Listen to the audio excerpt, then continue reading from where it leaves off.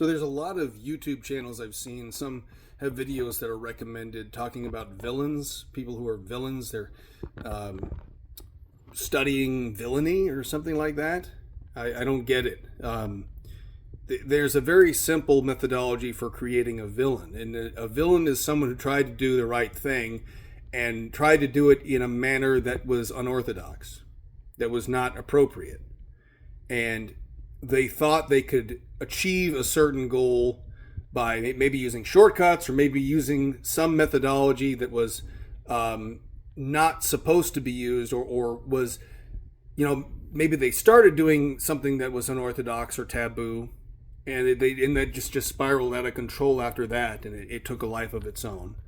But the word, for evil, for people who are evil or sinful, sin. What does sin mean? Sin means you missed the mark. That's basically what it means. You missed the mark. So what is the mark? Well, the mark is the way. Jesus Christ is the way. Jesus Christ has a certain methodology you're supposed to follow. It's in the Bible. It's in other texts, other things that you read about in the Bible, Christ's teachings and things like that. But if you don't follow that and you mess up, you miss the mark, that's what sin is. That's basically what it is.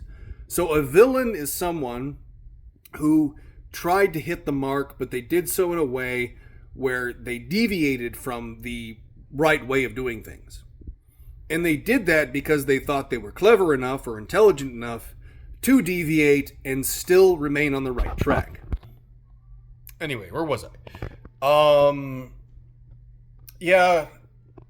So if you think of somebody like Judas Iscariot, Saul, biblical examples, but anything from media, of course, the villain was always somebody who missed the mark. And they missed the mark because they tried to do something outside the system, or they tried to work outside the system.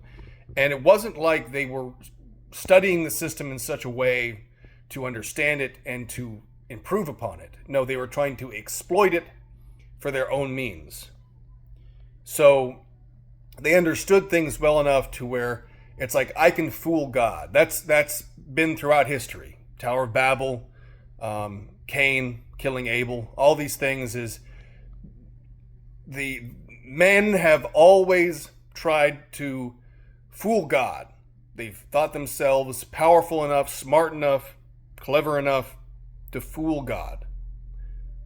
That is the hallmark of a true villain.